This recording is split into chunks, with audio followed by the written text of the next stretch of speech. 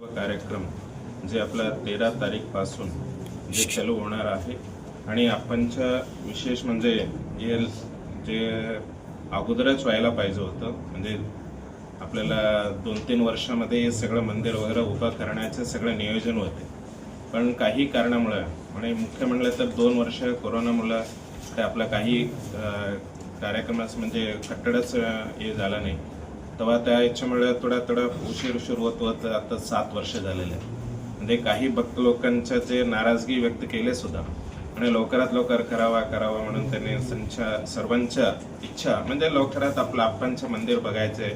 काही ज्येष्ठ लोक जे आपणच्या काळात त्यांनी होते आणि आपण लवकर आपणचं मंदिर बघून आपण कैलास हे करू, त्यांच्या पण इच्छा असं पण म्हणजे आपल्या समोर ठेवलं. आपण म्हणलं की आपल्या हातात नाही आहे, थोडा शिलाचं काम म्हणलं तर थोडं उशीर होणार आहे. म्हणजे आपण शिल दगड म्हणजे खूप प्रेम होते, जे आपल्याला माहित आहे की इथं एवढा MIDC क्षेत्रामध्ये मोठ्या प्रमाणामध्ये जे आपल्या दगडचं मंदिर उभा केलेले आहेत.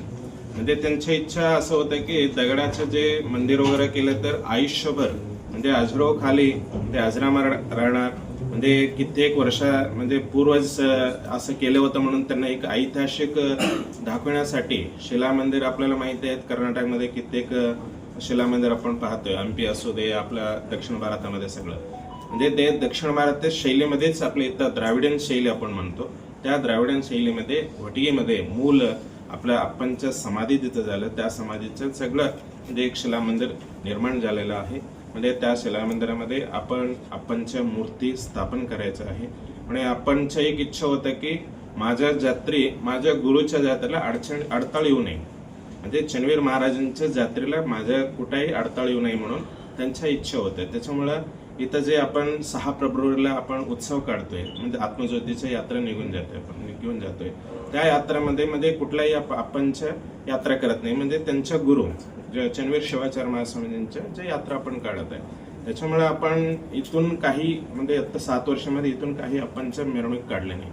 जेव्हा अंतिम जे त्यांच्या पार्थिव शरीर घेऊन गेलं होतं त्याच्यानंतर जे आपल्या सगळ्या जे शिक्षक मंडळी आहे, आपलं भक्त मंडळी आहे, त्यांची इच्छा असं ज्यांनी आपल्या समोर ठेवलं जे आपणच्या जरी कधी म्हणजे तेव्हा एकदा उत्सव काढलं होतं म्हणजे अंतिम यात्रा, तेव्हा नंतर कुठलाही त्यांचा उत्सव नाही.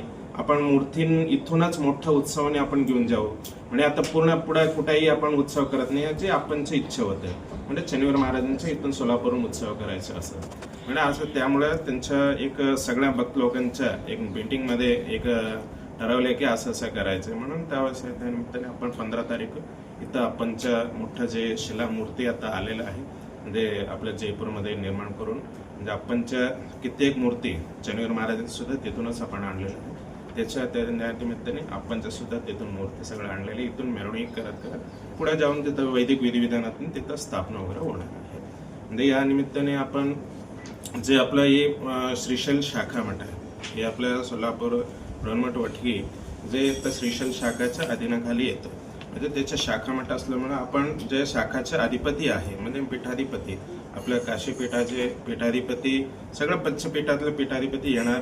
पण आता आपल्या बाकी सगळ्यांच्या पेक्षा आपण म्हणजे हा मठा म्हणजे श्रीशैल शाखा मठ असल्यामुळे श्रीशैल शाखाच्या पीठाधिपतींना आपण विनंती केलं आपल्या महापूजा इथं व्हावा. म्हणजे आपणची इच्छा सुद्धा होते म्हणजे आपल्याला गुरूंच्या गुरु म्हणजे जगद्गुरूंच्या इथं जे आपण पूजापाठ व्हायला पाहिजे म्हणून त्यांची इच्छाप्रमाणे म्हणजे आपल्या श्रीशैल महास्वामीजींना विनंती केलं म्हणून त्यांनी सुद्धा 4 दिवस आता पूजापाठाचं सगळं व्यवस्था म्हणजे आता धर्मकार्य म्हणा आपलं धर्मसंदेश म्हणा म्हणजे प्रवचन वगैरे संध्याकाळी होणार. आणि त्याच्यामध्ये शिवकथा ते विशेष करून आपल्या शैव भक्त असल्यामुळे सगळ्याचं शिवांचं आराधन आपण करायला पाहिजे आणि शिवांचं जे काही कथा आहेत जीवांचं जे काही चरित्र आहे सर्व भक्तांना कळायला पाहिजे म्हणून आपण शिवकथा सुद्धा याच्यामध्ये ठेवलेलं आहे. त्याच्या सोबत जे काय धार्मिक कार्यक्रम आहे आणि सामाजिक आहे आणि आरोग्य वैद्यकीयरित्या कार्यक्रम आहे सगळं कार्यक्रम जे आपलं चार्टी वर्क आहे ते आपल्या ह्या कार्यक्रमांतच आपला चार्टी वर्क सगळं होणार आहे.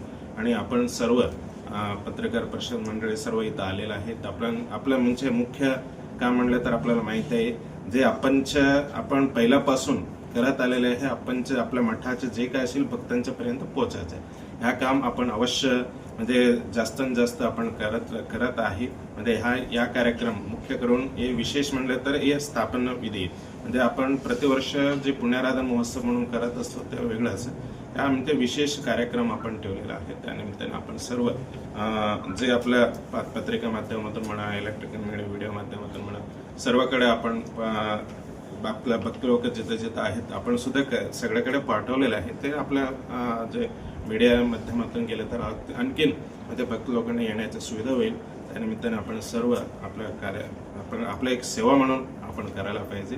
आणखीन काय असेल तर विचारू शकतो.